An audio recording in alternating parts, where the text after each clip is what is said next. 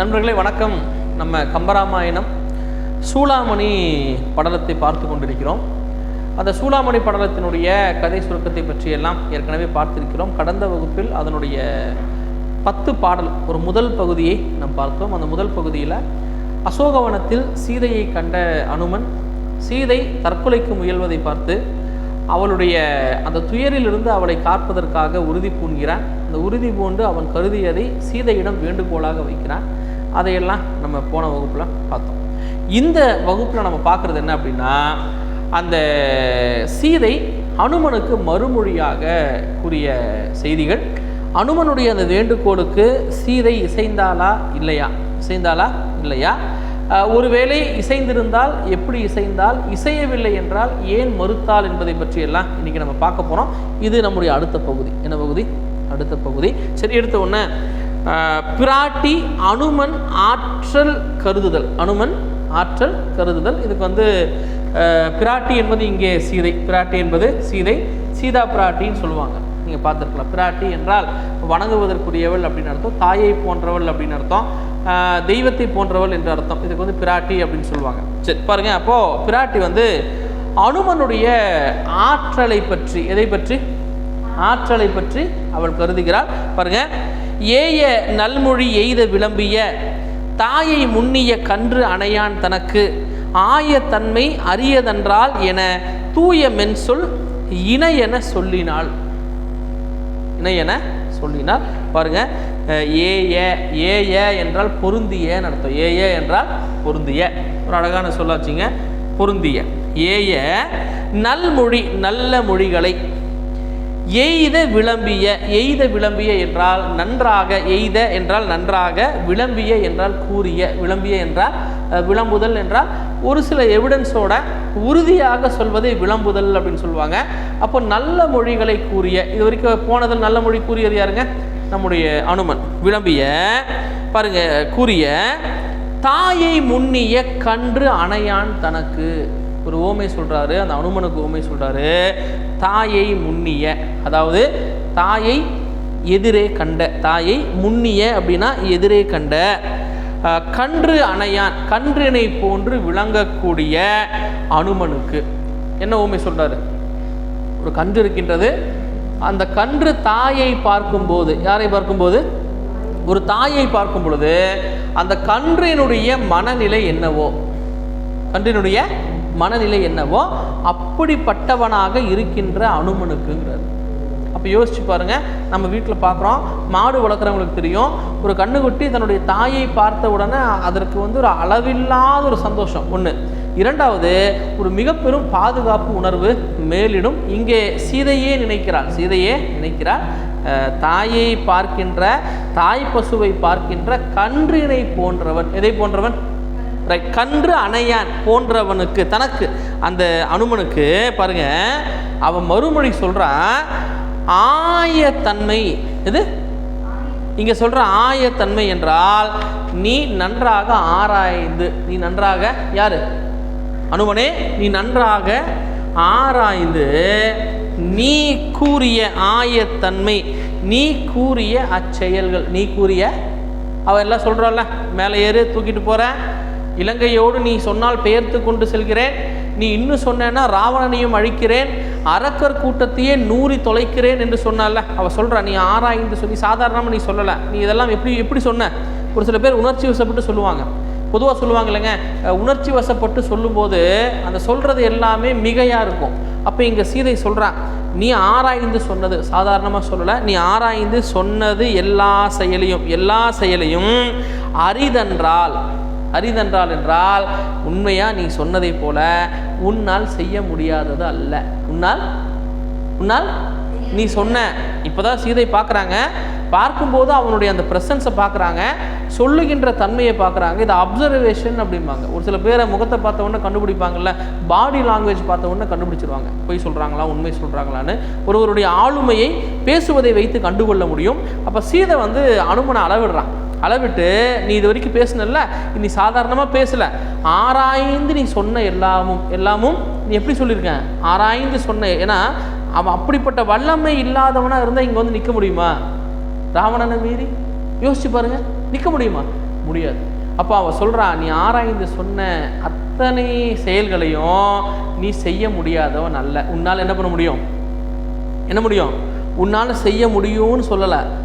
எப்படி ஒரு மொழியை பயன்படுத்துகிறா? உன்னால் செய்ய முடியாதது அல்ல. உன்னால் செய்ய முடியும்னு சொல்கிறதுக்கும் அது உன்னால் முடியாதது இல்லைப்பா அப்படின்னு சொல்கிறதுக்கு என்ன வித்தியாசம்? உன்னால் முடியாதது இல்லைப்பான்னு சொல்லும்போது நமக்கு அது கூடுதலான ஒரு மோட்டிவேஷன். நம்முடைய திறமையை அவர்கள் புரிந்து கொண்டார்கள், நம்மை இன்னும் கூடுதலாக ஊக்குவிக்கிறாங்கன்னு அர்த்தம். சரி, சொல்லிட்டு அவன் சொல்கிறான், அரியதென்றால் உன்னால் செய்ய முடியாதது அன்று என தூய மென்சொல். தூய மென்சொல் என்றால் தூய்மையான. என்ன சொல் சார்? அது என்ன சார் தூய்மையானனா? நெகட்டிவ் சென்ஸ் இல்லாத சொல், அதை தூய்மையான அப்படின்னு சொல்லுவாங்க. தூய.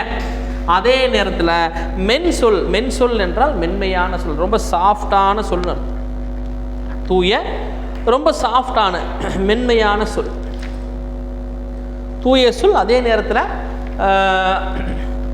நேர்மறையான சொல். அதே நேரத்தில் எப்படிப்பட்ட சொல்? மென்மையான சொல்லுங்க. தூய மென்சொல். இணையென சொல்லினால். இணையென சொல்லினால் என்றால் அந்த அனுமனுக்கு இப்படிப்பட்ட தூய மென்மையான சொற்களை, மேற்கண்ட சொற்களை சீதை கூறினாள். சீதை அப்போது ஒரு விஷயத்தை சொல்லணுங்க. சொல்லும்போது ஒரு உரையை ஆரம்பிக்கணும், எஸ் ஆர் நோ சொல்லணும். ஒரு பக்கம் அனுமன் காத்திருக்கிறான், இவ பேசணும். பேசும்போது எடுத்த ஒன்று ஆரம்பிக்கிறான், அவனை புரிந்து கொண்டதை வெளிப்படுத்துகிறான். யாரை புரிந்து கொண்டதை? நீ இவ்வளோ நேரம் பேசினல்ல, எனக்கு தெரியும், நீ சொன்னது எல்லாமே ஆராய்ந்து சொன்னது, சும்மா சொன்னது கிடையாது. எப்படி சொன்னது? ஆராய்ந்து சொன்னது. இன்னொன்று தெரியும், இதையெல்லாம் உன்னால் நீ செய்ய முடியாதவன் அல்ல. இதெல்லாம் கண்டிப்பாக யாரால் செய்ய முடியும்? யாரால் செய்ய முடியும்? உன்னால் செய்ய முடியும் என்று தூய்மையான மனசில் வந்து கள்ளக்கபடம் இல்லாமல். ஒரு சில பேர் டைரெக்டாக ஓப்பனாக பேசுவாங்க இல்லைங்க. தூய்மையாகவும் பேசணும், நேர்மறையாகவும் பேசணும், அதே நேரத்தில் உண்மையும் பேசணும். எது பேசணும்? உண்மையும் பேசணும். இதையெல்லாம் சார்ந்து, இதையெல்லாம் சேர்ந்த ஒரு சொல்லை யார் சொன்னார்? ஃபஸ்ட்டு ஒரே ஒரு வார்த்தை சொல்கிறான், எனக்கு தெரியும், நீ சொன்னது எல்லாத்தையும் உன்னால் கண்டிப்பாக செஞ்சிட முடியும். யார் செஞ்சிருவ? நீ செஞ்சிருவ. சரியா? அப்போ சொல்கிறான், நெருக்கத்தை காட்டிட்டு இன்னும் சொல்கிறா பாருங்க.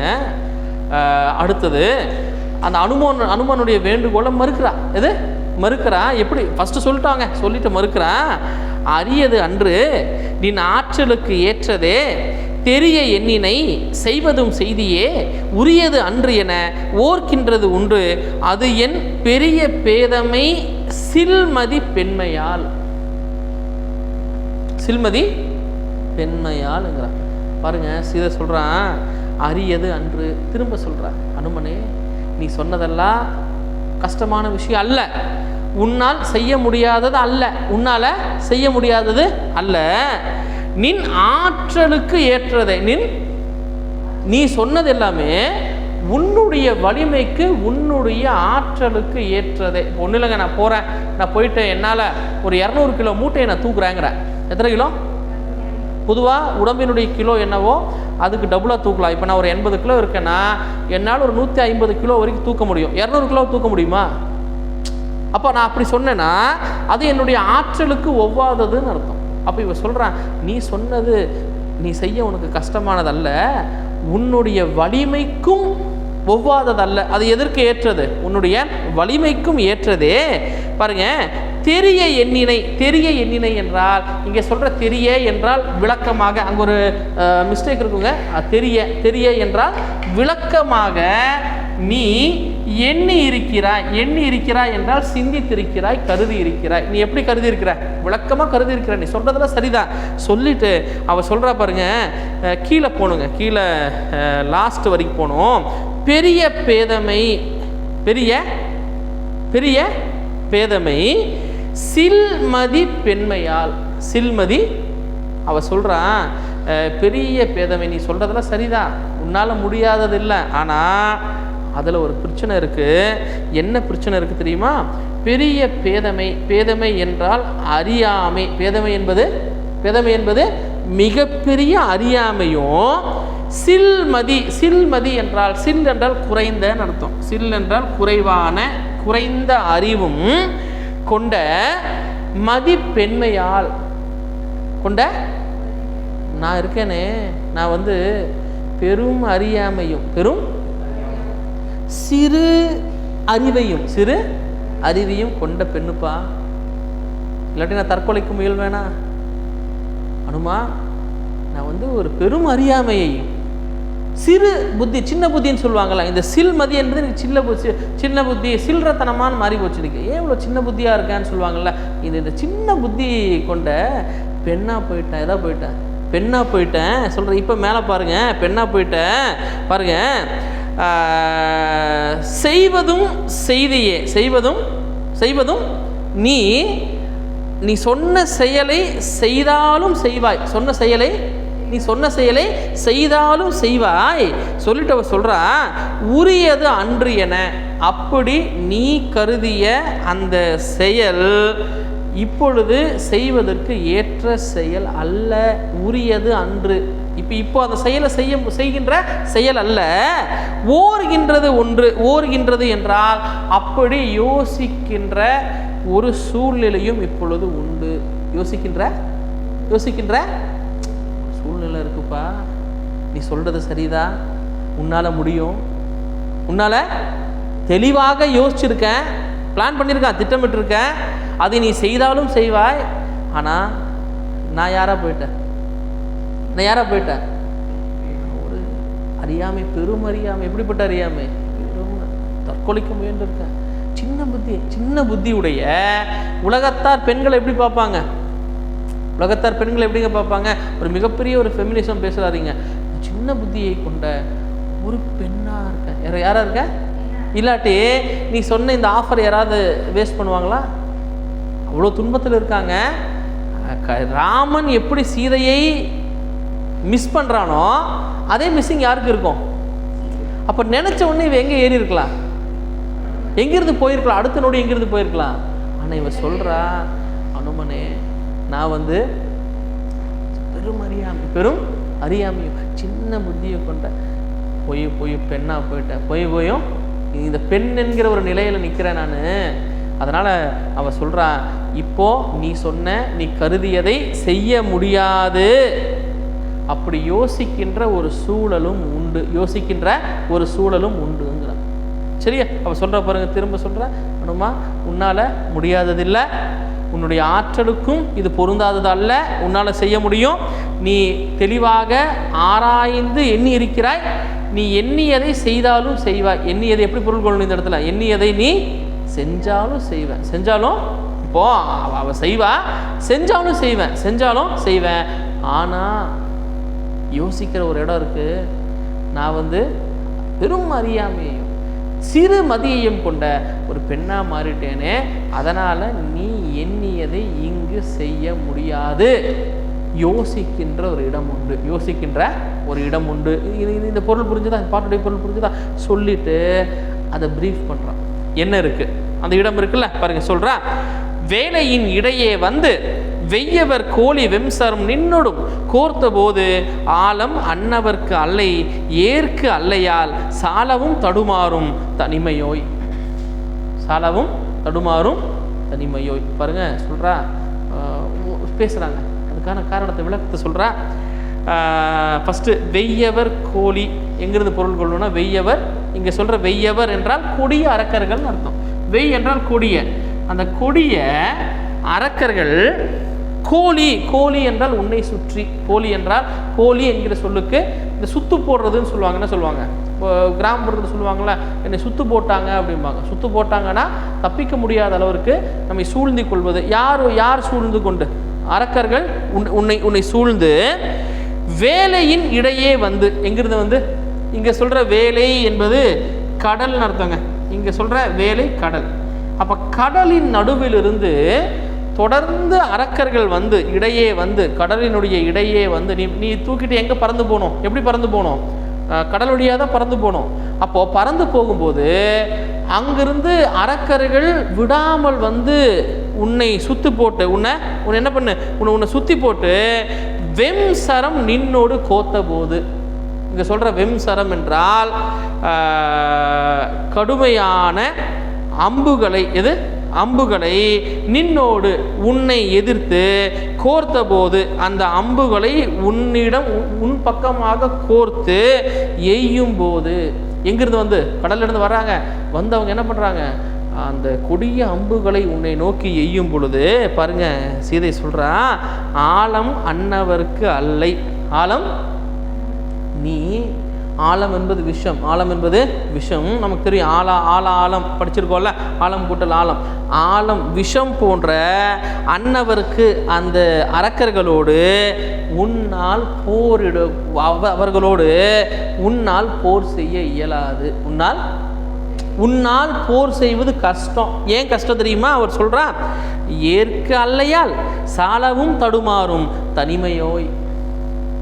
ஏற்க அல்லையாய் சாலவும் தடுமாறும் தனிமையோய் அப்படின்னா அவன் சொல்றான், ஏற்கு அல்லையால். ஏற்கு இங்க சொல்ற ஏற்கு அல்லையால் என்றால், ஏற்கு என்பது என்னை. சீதை சொல்ற என்னை நீ பாதுகாக்கணும். அல்லையால் நீ யாரை பாதுகாக்கணும்? யாரை பாதுகாக்கணும்? என்ன பாதுகாக்கணும்? பாருங்க, சாலவும் தடுமாறும். சாலவும் தடுமாறும்னா நீ அவங்க கூடயும் சண்டை போடணும், அதே நேரத்தில் யாரையும் பாதுகாக்கணும். ரெண்டு வேலையும் செய்ய முடியுமா? எப்படி வந்துட்டு இருப்பாங்க? கடல் நடுவிலிருந்து வந்துட்டே இருப்பாங்க. வந்துட்டே இருக்கிறது ஒரு பக்கம், அவர்களை சமாளிக்கணும். அதே நேரத்தில் உண்மையீது அம்பு எய்வாங்க, அதையும் சமாளிக்கணும், அவங்களையும் சமாளிக்கணும். நீ உன்னையும் காத்து கொள்ள வேண்டும், யாரையும் காத்துக்கணும். அப்போ தனிமையோய், தனியாக இருக்கையே, இது எவ்வளோ கஷ்டம். இது கஷ்டம் இல்லையாங்க? தனியாக இருக்க அவ சொல்கிறா, தனிமையோங்கிறா. தனிமையோய் நீ தனியாக இருக்கையே. அவங்க கடலிலிருந்து எப்படிப்பட்டவங்க? விஷம் போன்றவர்கள். எப்படிப்பட்டவங்க? அந்த விஷம் போன்றவர்கள் தொடர்ந்து வருவாங்க, அந்த கடுமையான அம்பை உன் மீது எய்வார்கள். அதிலிருந்து நீ உன்னையும் காத்து அவர்களோடு போரிட்டு என்னையும் காப்பது முடியுமா? யோசிச்சு பாருங்கிறான். அவனால் முடியும், ஆனால் அதில் இருக்கின்ற சிக்கலை சொல்கிறாங்க, சிக்கலை சொல்கிறார். உண்மைதானே? யோசிச்சு பாருங்க. இப்போ சொல்கிறா, நீ சொல்கிறது சரிதான், இல்லைங்களே ஒரு வேளை நீ தூக்கிட்டு போகும்போது, நீ கொண்டு செல்லும் போது, மீட்டு செல்லும் பொழுது கடலிலிருந்து விடாமல் எழுந்து வருபவர்கள் உன் மேலே அம்பெய்வாங்க, உன்னை சுத்து போடுவாங்க. நீ அவங்கள சமாளிப்பியா, இல்லை என்ன காப்பியா, இல்லை உன்னை காப்பியா? கொஞ்சம் யோசிச்சு பாரு. அல்லைனா அது எனக்கு என்னமோ சரியா படலைங்கிறா. சரி சொல்லிட்டு சொல்றா பாருங்க, அன்றியும் பிரிது உள்ளது ஒன்று, ஆரியன் வென்றி வெம்சிலை மாசு உணும், வேறு இனி நன்றி என் பதம் வஞ்சித்த நாயவன் நின்ற வஞ்சனை நீயும் நினைத்தியோ. நீயும் சொல்லிட்டு பாருங்க, சொல்லிட்டு இப்போ பாயிண்ட்டுக்கு வர, அன்றியும் அது இல்லாமல், எது இல்லாமல் கஷ்டம் கூட்டிகிட்டு போட்டு நீ நினைக்கிற மாதிரி இல்லை. அவர்கள் வந்து விஷம் போன்றவர்கள். யாரு? சரி, விஷம் போன்றவர்கள் நீ நினைக்கிற மாதிரி இல்லை. இன்னொன்று, அன்றியும் பிரிது உள்ளது ஒன்று. இன்னொரு விஷயம் இருக்குப்பா, இன்னொரு விஷயமும் உண்டு. ஆரியன், இங்கே சொல்ற ஆரியன் என்பது ராமன். இங்கே சொல்கின்ற ஆரியன் என்பது ராமன். ராமன் வென்றி வெம்சிலை. வென்றி என்றால் ராமனுடைய வெற்றி பொருந்திய, வெம் சிலை, வெம் என்பது வீரம் பொருந்திய, சிலை என்றால் வில், சிலை என்றால் வில்லு. ராமனுடைய வில்லுக்கு நமக்கு பேர் தெரியும், கோதண்டம் என்கிற அந்த வில். ராமனுடைய வெற்றி பொருந்திய வலிமையான அந்த கோதண்டம் என்கிற வில்லுக்கு மாசு உணும். ஒரு வேளை அப்படி செய்து நீ என்னை கூட்டிட்டு போயிட்டேன்னா அது வந்து யாருக்கு இழுக்கு? ராமனுக்கு இழுக்கு. அந்த ராமனுடைய அந்த வில்லுக்கு குற்றத்தை சேர்க்குமா. மாசு உணும் என்றால் அடையும் என்று அர்த்தம். அந்த விலங்கு, அந்த வில் வந்து மாசை உண்ணுமா. என்ன மாசு உண்ணுனா, அதுக்கப்புறம் அந்த ராமனுடைய அந்த வில்லுக்கு மரியாதை இருக்கா? ஒன்று, அந்த வில்லால் வென்று அழைத்து கொண்டு செல்கின்ற செயலை நீ செஞ்சிட்டனா அது எதற்கு இழுக்கு? ராமனுடைய வில்லுக்கு இழுக்கு. சொல்லிட்டு அவன் சொல்றான், இதனால் நன்றி என்ப. இதனால் ஏதாவது நன்மை இருக்கா? இல்லைன்னு சொல்லிட்டு ஒரு உதாரணம் சொல்கிறாள் பாருங்க.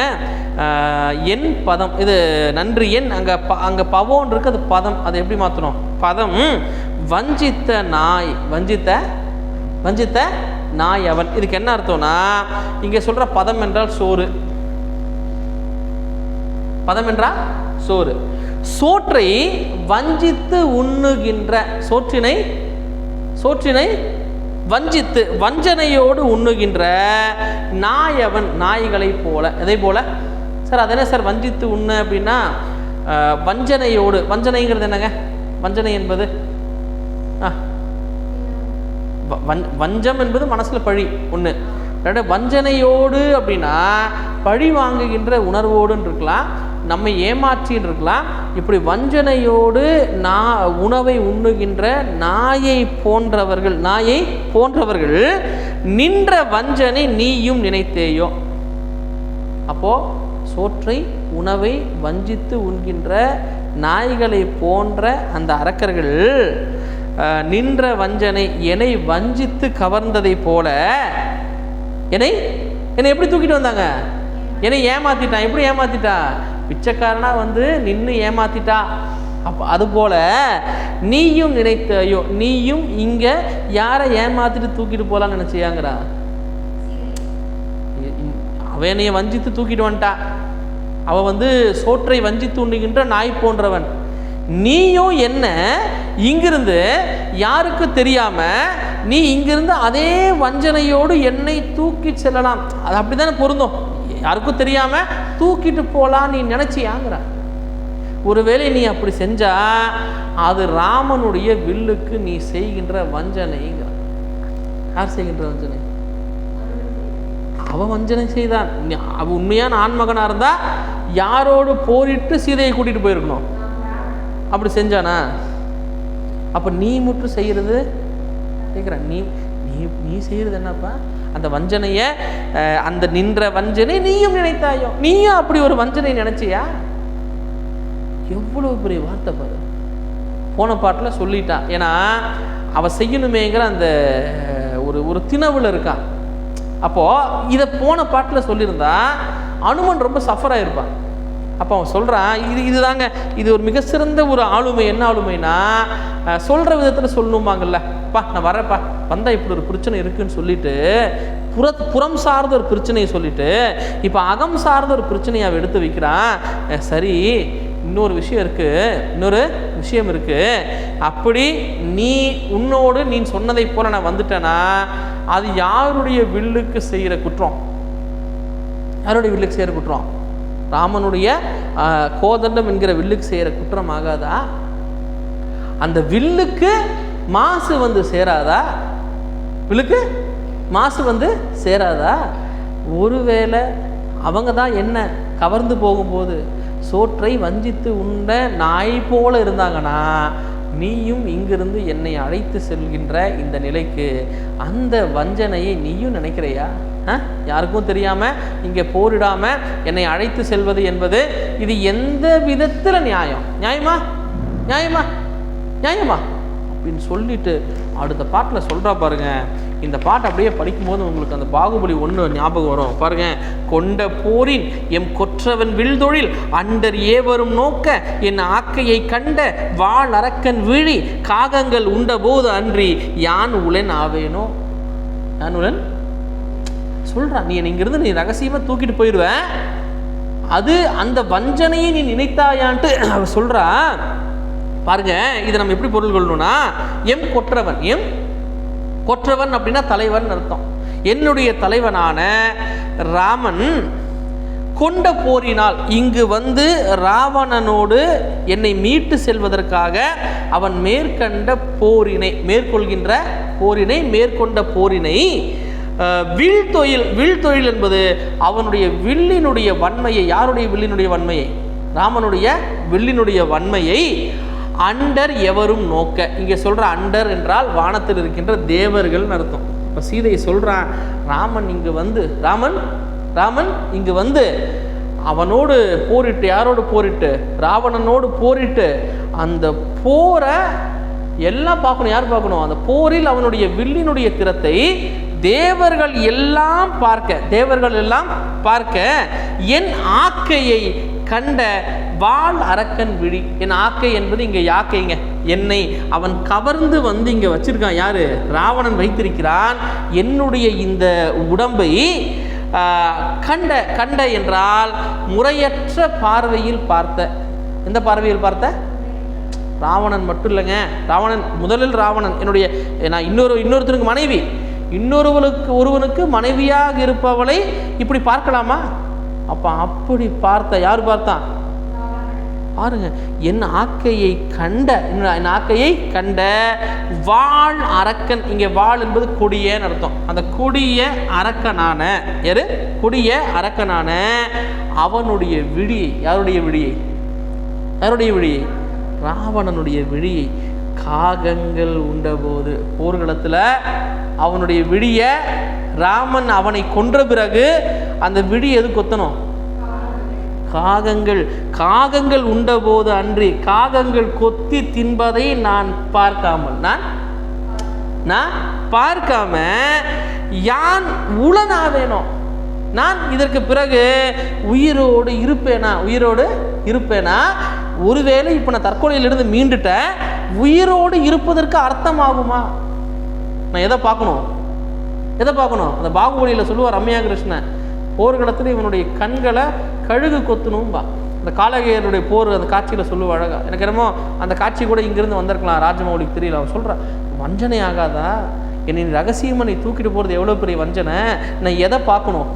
நான் உயிரோடு இதுக்கப்புறம் இருக்கிறதுக்கு அர்த்தம் எது? என்னை தவறான பார்வையில் பார்த்தால, அவனுடைய கண்களை எது கொத்தி திங்கணும்? காக கொத்தி திங்கணும். அதை நான் பார்க்கணும். அப்படி பார்த்தால்தான் நான் உயிரோடு இருப்பதற்கு அர்த்தம். உயிரோடு இல்லாட்டி எப்பொழுது அவன் தவறான பார்வையில் என்னை பார்த்தானோ அப்பவே நான் செத்துருக்கணும். அப்பவே அவ சொல்ற பாருங்க, நீ சரிதான், ஆனா என்னுடைய ராமன் இங்கு வந்து அவனோடு போரிடும்போது அந்த போர் செய்கிற அவனுடைய வில்லினுடைய அந்த வீரத்தை யாரெல்லாம் பார்க்கணும்? அத்தனை பேரும் தேவர்களும் பார்க்கணும். என்னுடைய இந்த உடம்பை முறையற்ற பார்வையோடு பார்த்தானே அந்த ராவனை, அவன் போர்க்களத்தில் வீழ்ந்து அவனுடைய கண்களை எது கொத்தி திங்கணும்? காகம் கொத்தி திங்கணும். அதை நான் பார்க்காம நான் உயிரோடு இருப்பதில் அர்த்தம் இல்லை.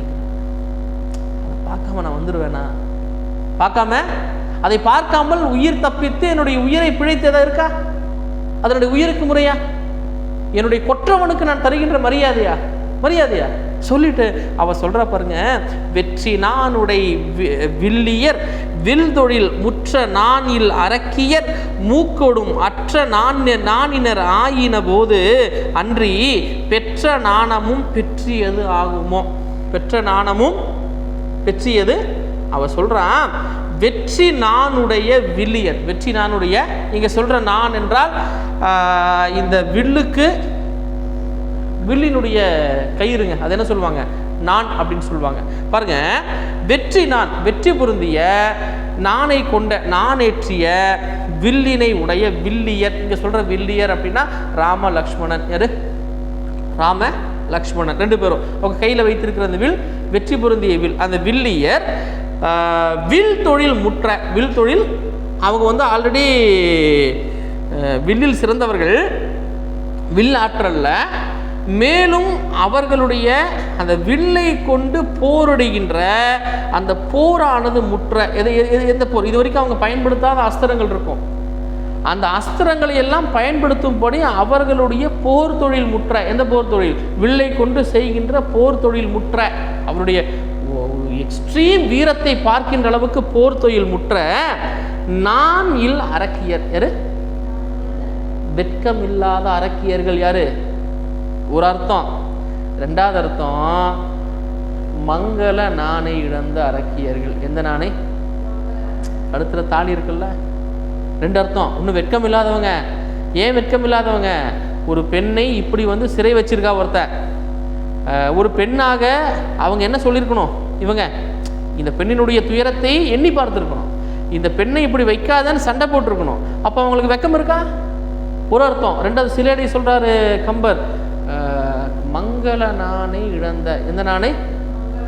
மங்கள நாணுங்கிறது தாலிங்க. இழந்த அரக்கியர் மூக்கோடும் அற்ற, மூக்கோடும் என்றால் அதோடு மூக்கோடு அறுபட்ட, எதோடு அறுபட்ட? இங்க சொல்ற மூக்குங்கிறது சூர்பனகை சொல்றாரு. அவளுடைய மூக்கு அறுபட்டதுனால தானே இவ்வளவு பிரச்சனை.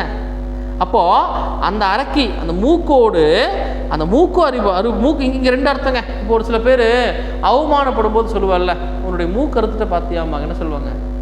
மூக்கு அறுத்துட்டேன்னு என்னது? இப்படி அவமானப்படுத்திட்டு பாத்தியாமா. அப்போ இங்க சொல்றது ரெண்டு அர்த்தம். விளையாடுறாருங்க இந்த கம்பர், சூர்பனகையும் சொல்றாரு. ரெண்டாவது, அவர்கள் அத்தனை பேரும் அவமானப்படுறது. யார் அவமானப்படுறது? அரக்கர்கள் அவமானப்படுறது. பாருங்க, நாணினர் ஆயின போது.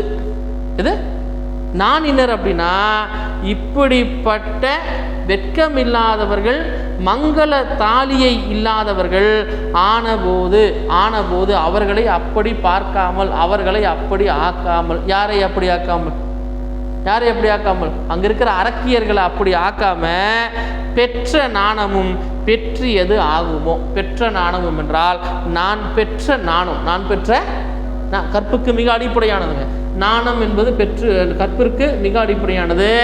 நான் பெற்ற இந்த நாணம் பெற்றியது ஆகுமோ. பெற்றின சிறப்பு, பெற்றி என்றால் சிறப்புடையதாகுமா?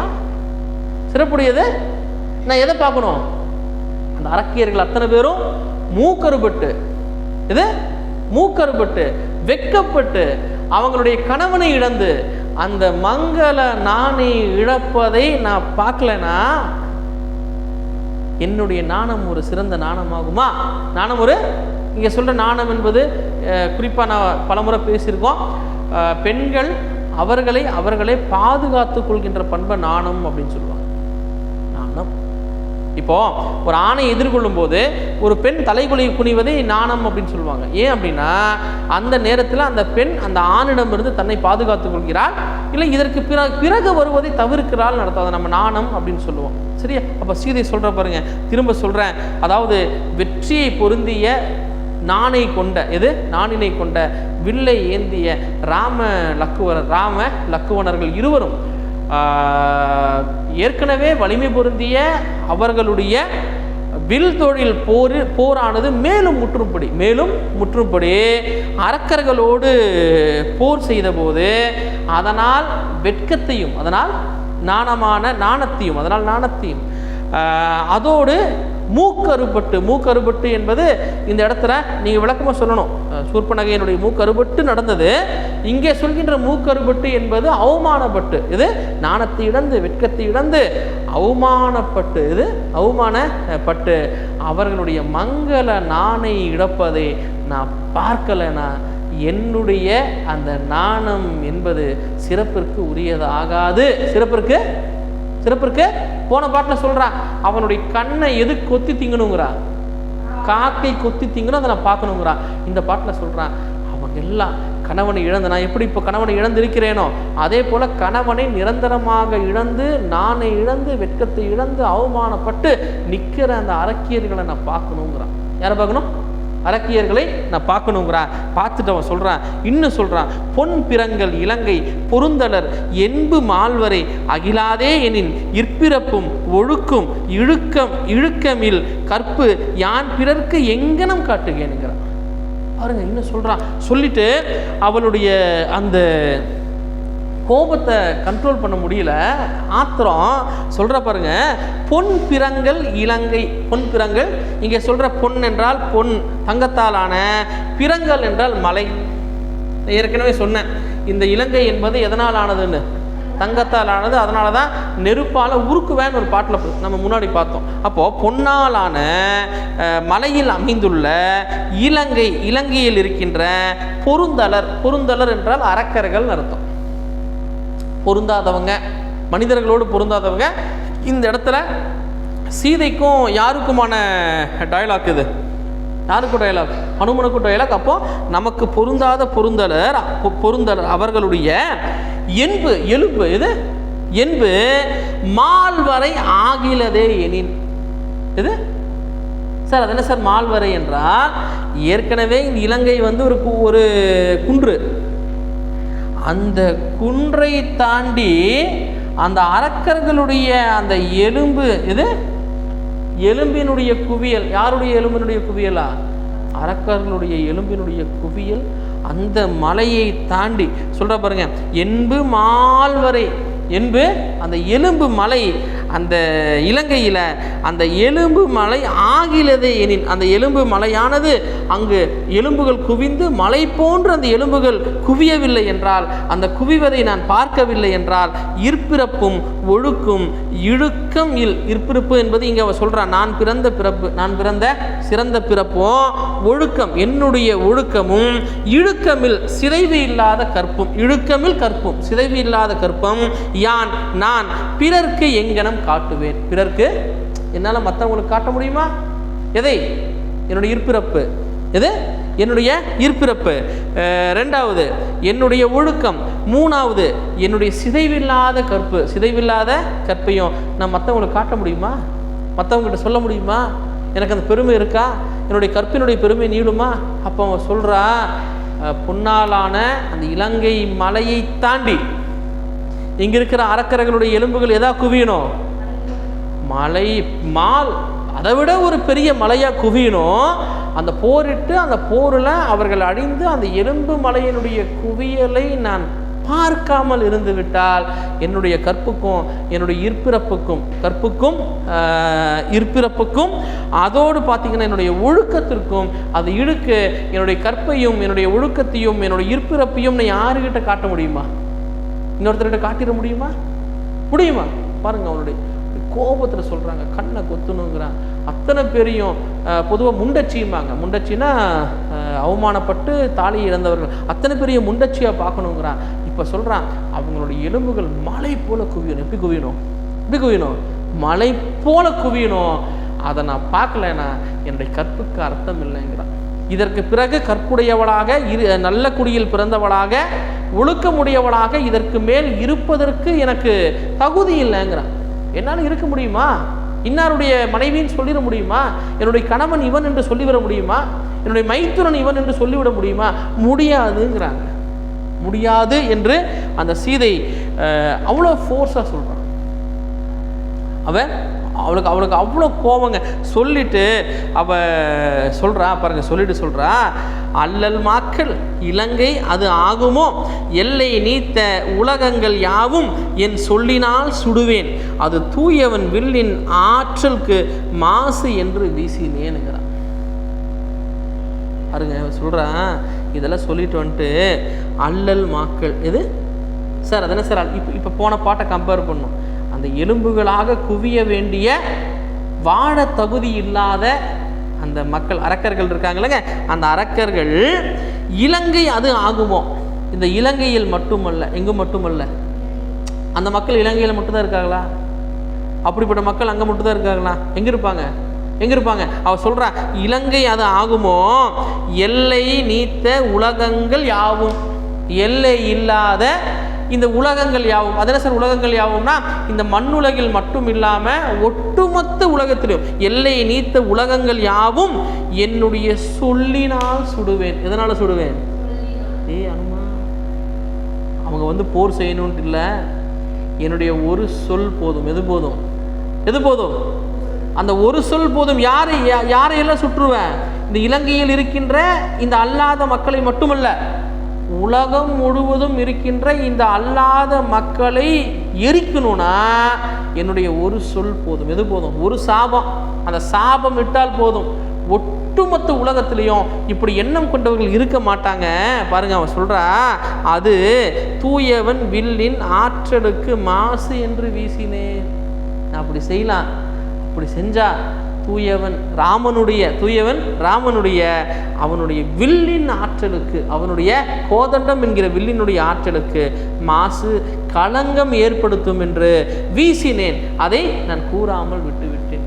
சபிச்சிருக்கலாம், நான் செத்து போகிற அளவுக்கு நான் முட்டாள் இல்லை, நான் சபித்திருக்கலாம். ஒரு வார்த்தை போதும். எது போதும்? ஹனுமான், நீயும் கஷ்டப்பட தேவையில்லை, இதெல்லாம் செய்ய தேவையில்லை, யோசிக்க தேவையில்லை, ஒரே ஒரு வார்த்தை போதும், இவங்க அத்தனை பேரையும் என்னால் அழிச்சிட முடியும். இலங்கையில் மட்டும் இல்லை, இப்படிப்பட்ட எண்ணம் கொண்டவர்கள் உலகம் முழுக்க இருக்காங்க, அவங்களை எல்லாத்தையும் அழிச்சிடலாம், ஒரு வார்த்தை போதும், ஒரு உரை போதும். ஆனால் அதை நான் தவிர்த்திருக்கிறேன். எதுக்கு தவிர்த்திருக்கிறேன்? அப்படி செய்தால் யாருக்கு மாசு? ராமனுடைய வில்லுக்கு மாசு. அந்த ஒரு காரணத்துக்கு தான் நான் பொறுமையாக இருக்கேன். ஒரு காரணம், அனுமன் செய்வான், அதுக்கு மேலே இவளுடைய ஆற்றலை சொல்கிறாள். யாருடைய ஆற்றலை? அவளுடைய ஆற்றலை சொல்றாங்க. ஒரு சொல் போதும், ஒரே ஒரு சொல் போதும். ஆனால் அந்த சொல்லை சொன்னால் யாருடைய ஒரு வார்த்தை போடுற பாருங்க, அது தூயவன். யாரு? தூய்மையானவன். அவன் அப்படிப்பட்டவன் இல்லை. நான் எங்க இருக்கேன்னு அவனுக்கு தெரியல. தெரிந்திருந்தால் அவன் சும்மா விடுவானா? இதற்கு பிறகு உன்னால் தெரிய வந்தாலும் சும்மா விடுவானா? அதனால் பொறுத்திருக்கிறேன், நான் செய்யக்கூடாதுன்னு பொறுத்திருக்கிறேன் அப்படின்னு சொல்லி அவள் இந்த பாட்டில் சொல்கிறான். ஆகவே சீதையினுடைய மன எழுச்சி இன்னும் தொடர்கின்றது. நம்ம அடுத்த வகுப்புல இதை நாம் தொடரும்.